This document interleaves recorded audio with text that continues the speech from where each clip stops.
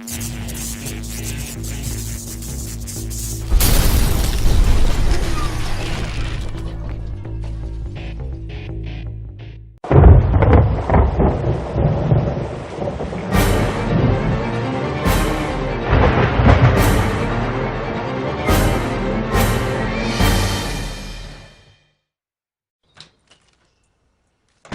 home and eat all the freaking chips, Kip.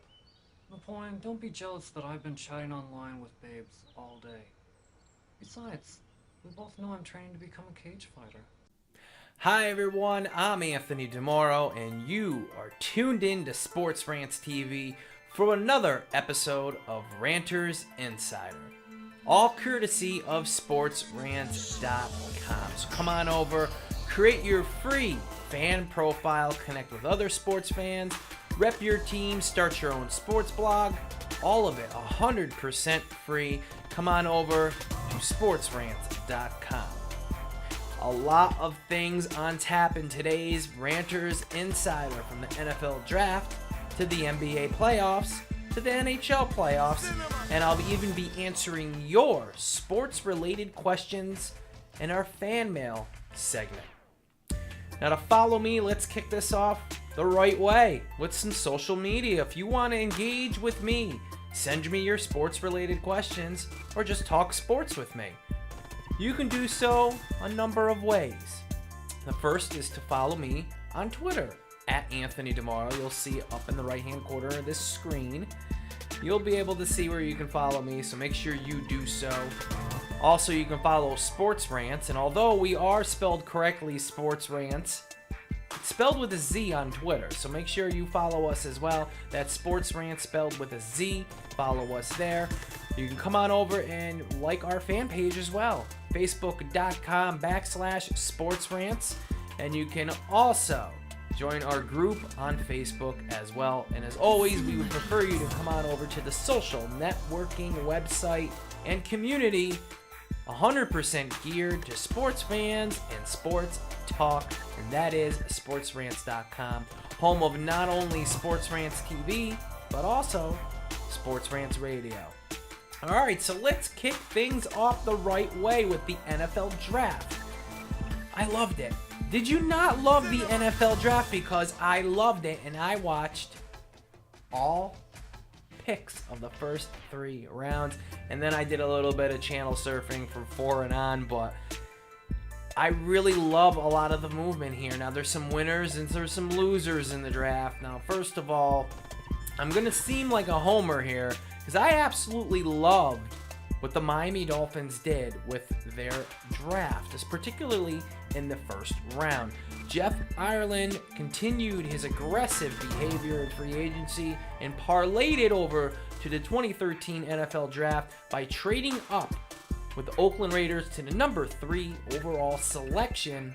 And with that pick, he took Oregon edge rusher Dion Jordan. Now, I will admit, the fan in me was a little TO'd and surprised at first when Ireland made the move up to the 3rd pick.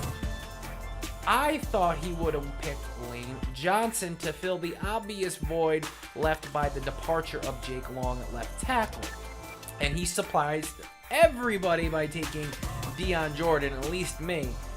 But now, after I digested the surprise, I love this pick.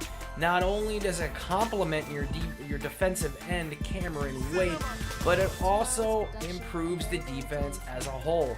Now, Dion Jordan is drawing some comparisons to DeMarcus Ware if he puts on some weight, Jason Taylor if he develops correctly, Aldon Smith. Now, these are great comparisons, but let's not get too far ahead of ourselves. He still has to develop, and most of that is going to be pretty much dependent on him adding weight to his frame. If he does that, we could see some great things. But this should really, really help the Dolphins defense as a whole. I mean, look at the video clips of this kid. He is a freak of nature. So I really love the pick. And in all honesty, Jeff Ireland didn't give up that much to move from the 12th pick to the 3rd pick. He really, really won this trade, and it surprised a lot of people. So I tip my hat to Jeff Ireland and the Dolphins, their whole draft, for instance, because I feel like they hit on all cylinders. Drafted quality and team need. I love the Jamar Taylor selection in the second round. I thought that filled the need. And I love the pick. A lot of people had him projected in the first round. So I like overall what the Dolphins did. So I may seem like an AFC East guy, but the Buffalo Bills loved their draft. E.J. Manuel. Now listen, we can all sit here and debate and rant back and forth until we're blue in the face about which quarterback should have went where, all of that nonsense. Maybe the Bills did reach here, but I will stick to what I've been saying on Twitter. If you get the guy that's at the top of your draft board, you hit your pick. Now, hindsight's going to be 20/20 in all of these draft selections, so we won't know if it's a bust or a good pick or an kind of pick until a couple of seasons. A lot of people thought they would go Ryan Nassib. Well, they went E.J. Manuel, and they moved down 8 slots from the number 8 pick to the number 16 pick. And I loved it because at 8, it would have been an egregious reach to get E.J. Manuel there. And yes, it still may have been a reach in the first round. I picked number 16 where they ended up selecting him. But in moving down, they picked up more draft picks for the rebuilding process. Awesome. And they maximized each of their draft picks. They addressed wide receiver, which I thought was, with Robert Woods, that selection, awesome. And they got a blazing fast couple of prospects I really, really liked. So I like what the Bills did. And you can't really tell. The draft is a crapshoot. So if they took him at 16, hey, I feel better about the Bills taking Manuel at 16 and getting some draft picks rather than reaching completely at number 8 and taking him. So you got to look at it and weigh that out as a Bills fan. So I love what they did. Another team I really liked what they did was the Vikings. And I'll get to that later in our fan mail. I like what the Vikings did. I don't know if you necessarily reach up the way you did into the first round to get Cordarrelle Patterson.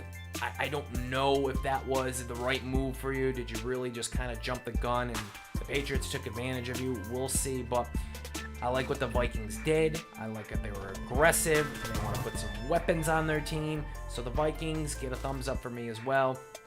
And again, everyone's going to think I'm an AFC East guy, but I got to give a thumbs down to the Jets. I just don't understand what they're doing here. A defensive tackle, yeah, again, you're addressing your defensive line. Now, that's fine because Rex Ryan's your head coach and he's a defensive guru. We all know this, but with so many holes on your offense and so many needs there, I think you were remiss not to pick for offensive weapons in the first and second round. I don't get the thinking here. I mean, second round, I take that back. They took quarterback Geno Smith in the second round. So let's say in the first round when they had 2 picks, that's what I meant to say. They didn't address it. Now, D. Milliner pick, in my mind, you're trading one injured quarterback or cornerback or another injured cornerback minus the hefty contract. Not sure where I stand on that. I think you could have gone a different direction. You still have Cromartie in your backfield as well, or your secondary, your defensive backfield. So you could have waited a little bit and maybe grabbed some talent in the second round, but I was really confused with their draft. We'll see how it turns out. Geno Smith, to me, if you're looking at it on paper, it looks kind of ridiculous when you have 5 quarterbacks on your roster to draft another one, especially when you're not putting weapons around these quarterbacks to succeed. So that's why I question the Jets draft. Call me a Jets hater because I'm a Dolphins fan. That's fine, but that's why I don't like what the Jets did. That's it though. Everybody else, I want to see how things pan out. I think the Jets had a questionable draft, but who knows? It could turn around and prove to be brilliant in the end. So the NFL draft was exciting. I really like the presentation of not putting so much focus from a camera standpoint on the people answering their cell phones in the back. I like the suspense a little bit. So I like that little change. And what about Jason La Canfora? Wow, did he get hammered on Twitter or what? He tried tipping picks throughout the entire draft and was dead wrong on so many of them. He tried blaming the erroneous picks on typos and misinformation, but you got to think this guy's credibility has been hurt, and he definitely lost a couple of followers on social media. All right, let's jump right to the NHL playoffs. Well, because it's the puck, right? That's what's trending. That's what we're going to talk about. We're going to start right out here, and I'm going to talk about my Pittsburgh Penguins. I really like their chances in the playoffs, not because of their high seeding, not because they have experience in the playoffs and success in the playoffs, but I think they're due. But it all rests on two factors, and one more than the other.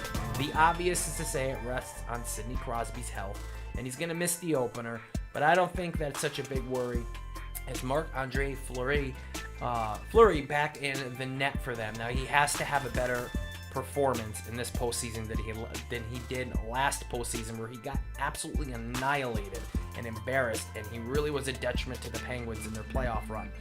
So Marc-Andre Fleury, I really want to see him take a step up, and I think he's the key to this series. Goaltenders generally are, so I don't want to sound cliche, but in this particular scenario, the Penguins need him to really step up his game and be a factor in the playoffs.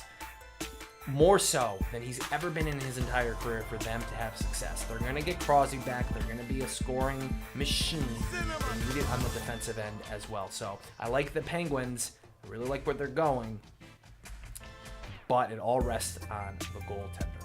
So we're going to see if this goalie can definitely step his game up, or if he will just falter again. So that's where I think the Penguins' chances rest on. And again, Sidney Crosby out for the opener. But another series I'm going to be keeping my eyes on is the Toronto Maple Leafs and the Boston Bruins. Now, Phil Kessel, love this guy, the way his energy, the way he plays. Oh, man.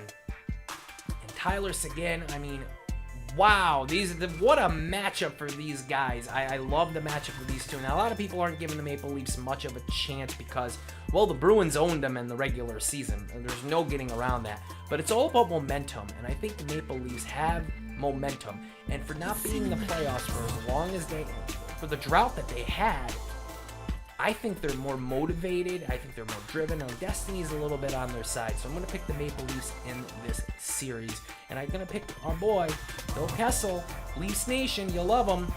I think he's really, really going to take a step forward as far as his presence in the NHL Elite Upper Echelon Players Club. I think he's going to really take a step forward in this series. So I'm picking the Maple Leafs.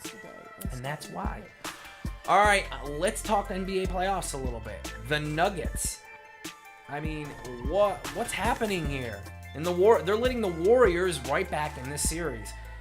I thought they were done when the Warriors lost David Lee to a hip injury. I really thought they were done, but Seth Curry has put this team on his back.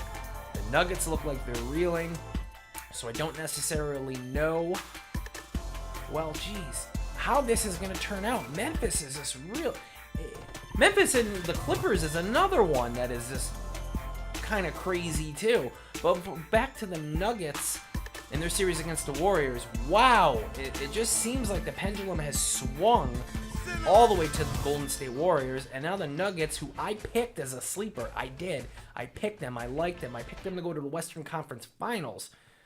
Boy, they aren't looking very, very good. And I got worried when Golden State went into Denver and took one from the Nuggets at home. Be interesting to see how this plays out. As I said, the Clippers and the Grizzlies series, equally entertaining. Pendulum swinging series. It seems like Memphis has control now, and Blake Griffin is out with an injury. This does not bode well for the Clippers. So I think the Grizzlies are going to end up taking the series, and I think this is a perfect way for them to build some momentum here in the playoffs because they need it. They needed that light switch to go on for them to start playing at that high level of Memphis basketball that we are accustomed to seeing. So I really, really am liking what the Grizzlies are doing right here in this particular series. And let's talk, well, about the Lakers just a little bit. I have to talk about the Lakers. They're out. They're done. Season over. Laker Nation is silent. Dwight Howard, and I want to issue my condolences to Laker Nation. You're going to have to go through this for the next couple of months of Dwight Howard back and forth, dragging the Lakers along while he makes another diva move and delaying his decision on where he wants to play. Now, don't get me wrong. He's within his rights to want to choose where he wants to play. I am not a fan of Dwight Howard. Lakers Nation, if you really want to do something to help the future of your team, plead with your team not to take this guy back and sign a no-max contract. He's not worth it. If he stepped up in the playoffs like leaders do, we'd be singing a different tune and be talking about the Lakers in the second round. But he didn't, and he won't. He's got a back injury. He's going to command a lot of dollars. The offense doesn't fit him. He wants things his way. Doesn't seem like a team guy to me. Seems like a locker room distraction. Laker Nation, you don't need him. Tell him bye-bye. Don't let the door hit you with the good Lord split you. That's what I think they should say to Dwight Howard. That's my thoughts on that. And that's all I want to talk about with the Lakers. That's it. Done. Move on. Spurs moved on, by the way. I know that got lost somewhere and everybody's reporting about the Lakers. Is they actually played a series and they actually did lose to somebody, and that was the San Antonio Spurs. So, yeah, and Kobe Bryant. Once again, he's got to have a Kobe moment where he comes out in the crowd. Oh, yeah, Kobe's here. Thank you, Kobe. It's all about Kobe Bryant, right? It's ridiculous. It's ridiculous. You have so many other players on this team who don't have that diva attitude about them. It just reeks of ego. From Kobe calling out how the team's playing and second-guessing his coaches on Twitter to making grand entrances in the middle of towards the end of a playoff game. Are you kidding me? How big is that guy's head? I get it. Lakers fans love him, but I have two moments that I really was kind of like, what? Why? About Kobe Bryant. I don't know. Do you guys agree with me? Rant with me on Twitter or on SportsRants.com. Let me know if you agree or disagree with me.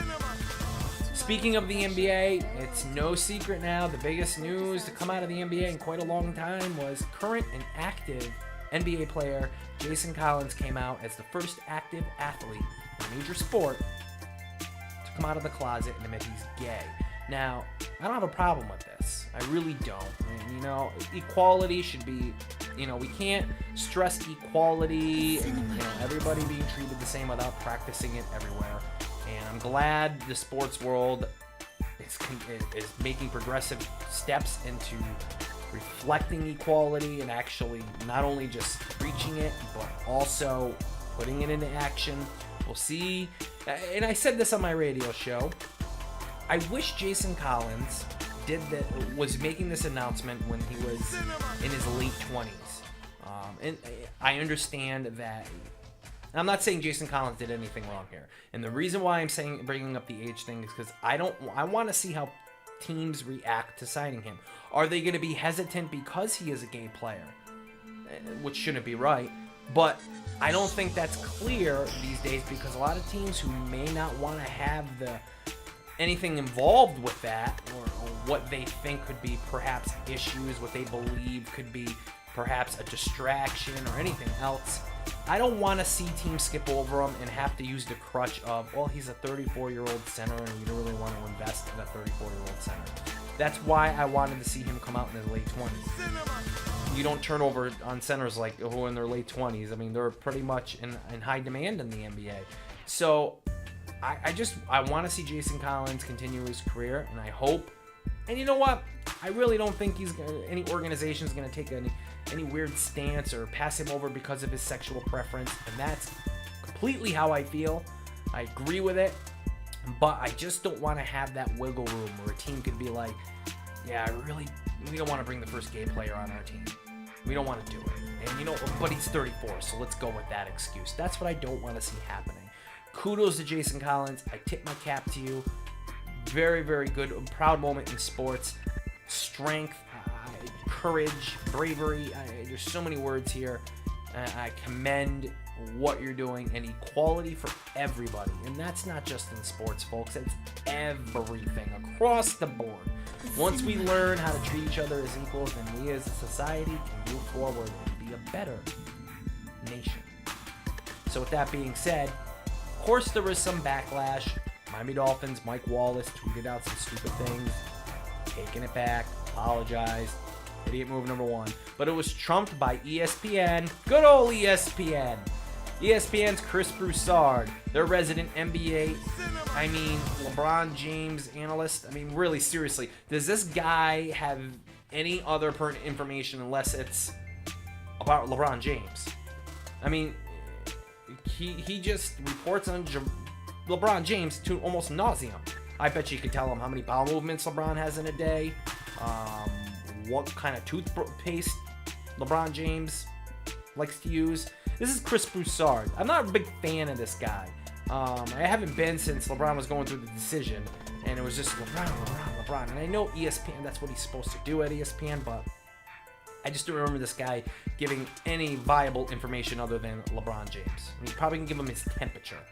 LeBron James is at a 98-degree temperature today. We'll give it another report in an hour. That's why I feel Chris Broussard kind of excels or is an expert in. But then he went on this tangent on ESPN Outside the Lines. I'm disgusting. And listen, I get freedom of speech. Everybody has their opinions. We should respect that, the fact that everyone is entitled to their opinions. You don't have to agree with it. But when you're on a public format, on the day where historic announcement of Jason Collins coming out as a gay athlete happens, how tactless, how tacky, how disrespectful to use that platform to not only spew your personal beliefs, but then get all religious in everybody. Now, there's no problems with religious beliefs, but when you're using a public platform that, let's stick to what ESPN is, the worldwide leader in sports. Sorry, I can't get through that sentence without laughing. Oh, the worldwide leader. What world are you living in? It's disgusting. Jesus. Oh my God. So anyway, the worldwide leader in sports. You're on that format, and then you start going on to spouting on why it's wrong, why the Bible tells you it's wrong. Listen. There's so many things wrong with this complete idiot. He messed up reports last year. The guy is just... Should his job be... should he lose his job over this? No. He was asked a question, and he answered it. And I'm sure in his head he doesn't see anything wrong with what he did. But my point is, it could have been handled a lot differently. Chris Broussard, he can think what he wants. Perfectly fine. But there's an error with saying things the way you said them. You kind of preached to everybody, Chris Broussard, about why it's bad. Instead of just saying, if someone asks you, how do you feel about it? No comment. Oh, I really don't have a comment on that. Easy, done, convo over. Then go on. I think he was asked about how NBA players would handle it in the locker room, and then it turned into Chris Broussard a preaching hour. He started preaching to you. Bullcrap. And ESPN, seriously, they are going down the tubes and going down the route of TMZ more than credible sports reporting. It's becoming nauseating. And trust me, guys, I hope Sports Rants can contend and give them a nice little black eye someday as a brand. Hopefully we can, so we're on that path.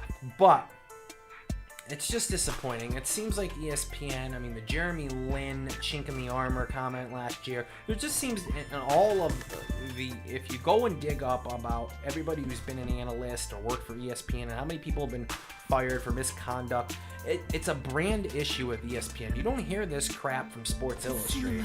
Rarely you hear this stuff from Sports Illustrated. ESPN is just, what is going on? What message as a company are you sending? What kind of standard are you measuring people by? It's ridiculous. So, ESPN, step your game up. Chris Broussard, disappear from my TV screen. I don't care if you get fired. I don't care what the heck happens. The less you I see, the better. So those are my thoughts on that. ESPN's other obsession. Who's ready to talk Tim Tebow? Not gonna happen here. I don't care about a guy who wants to play quarterback, who can't play quarterback, and refuses to play quarterback. Why is Tim Tebow getting a free pass here? Why? Talk about arrogance.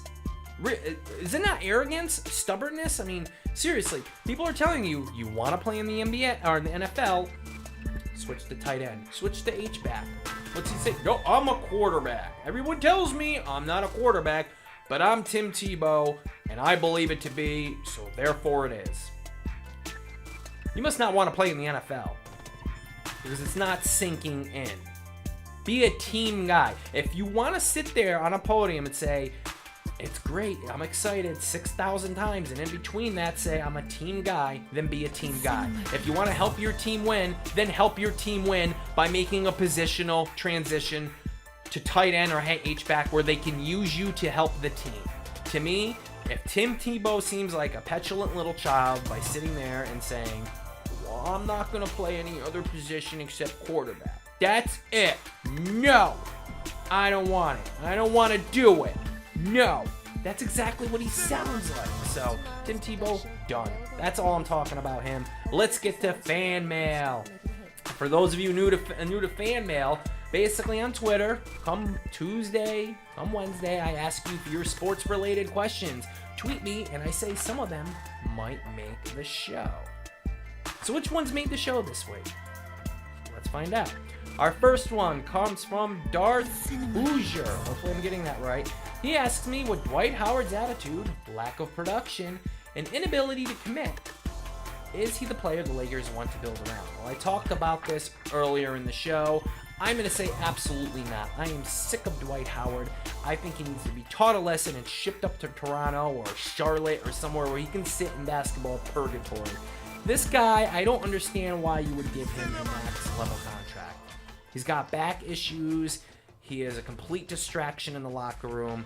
He has an attitude that is undesirable. And when it all rests on his shoulders, as he proved this season, he cannot be counted on. Lakers, you're better off for being without Dwight Howard and saving that. And that's what I think. So to answer your question, no, avoid him. All costs. Let him go. Bye-bye, Dwight. Later. You didn't win the championship with him, did you? No. So you're going to be in the same place without him. That's my thoughts on Dwight Howard. Thank you for asking. Next question comes from Brian Dazelski. Hopefully I got that right, BB. He says, which of the 3 Vikings first-round picks has the best season? I say Floyd, as in Sharif Floyd. I would say Floyd too, but he's very raw and he needs development. I'm going to say their wideout. Cordarrelle is going to have a solid season because the Vikings need receivers and they're going to target him. So I'm going to say him. And that's my answer to that. The Vikings had a good draft. Their corner, I love the pick of the... They addressed 3 needs, and they did it great. Sharif Floyd will be the best one out of this pack in a couple of years, and it'll be obvious. But I think for this season, he needs a little bit more development, so I'm going to say the wide receiver. I'm going to say the wide receiver. He's going to be replacing Percy Harvin, so let's go with him. Thank you for the question. Moving on to our last one. At JB Tweets Nothings, he asked me, despite the coddling, Steven Strasburg is hurt again. Will his career path follow the path of Mark Pryor and Todd Van Poppel? I don't think so. Listen, the Nationals are handling this kid the right way. Injuries happen. I'm not too concerned. Strasburg, in my opinion, when he came back from his first injury, there really wasn't a big fall off from his production, was there? No, he's still one of the best pitchers in the majors. So I don't see his career going down the path of Mark Pryor or Todd Van Poppel. I think Steven Strasburg will have a long career. And let's face it, injuries happen. So as much as you coddle him, and I think Washington, they're gonna, they're taking their time with him. And if they feel it's the right way to go, as a Nationals fan, you have to back it up. So you got... Listen, you may think it's coddling, but the Washington Nationals clearly have a plan. We may not agree with it, but They seem to know a little of Steven Strasburg a little bit more than we do, so I'll trust their judgment. Again, thank you everybody for the fan mail submissions this week. Sorry, I got tripped up on a word there. Thank you for the fanfare submissions, the questions, everything. And remember, I'll be asking for your sports-related questions next week as well. And who knows? Maybe you'll get a nice shout-out here on Ranters Insider. All right, folks, that is going to wrap up this edition of Ranters Insider. For everybody who is tuning in to find out about the Sidney Crosby puck giveaway. Remember, we got an autographed Sidney Crosby puck. I'm going to be giving it away and announcing the winner on Twitter, so stay tuned. And the winner must claim it within 48 hours on Twitter. You must claim it in order for it to be 100% yours. Otherwise, I'll give it away to somebody else. So be on the lookout. Follow me, tweet me, and to enter the Sidney Crosby puck giveaway contest, go create a fan profile on SportsRants.com and then tweet me that you did. If you tweet me, then I can look you up on Sports Rants and make sure you really did. So make sure you do. Get in, and maybe you can win a signed Sidney Crosby hockey puck, courtesy of SportsRants.com. That does it. Another Ranters Insider in the books. You've been tuned in to Sports Rants TV on SportsRants.com. Don't forget my show, The Rantin' and Raven Show, airing on Sports Rants Radio every Tuesday night from 7 to 9 p.m. Eastern Standard Time. You can even catch the replays on SportsRants.com/radio and tune into our other shows as well. I'm Anthony DiMoro. Thank you for tuning in, and I'll catch you next side. Happy ranting, everybody, and enjoy all the playoff action.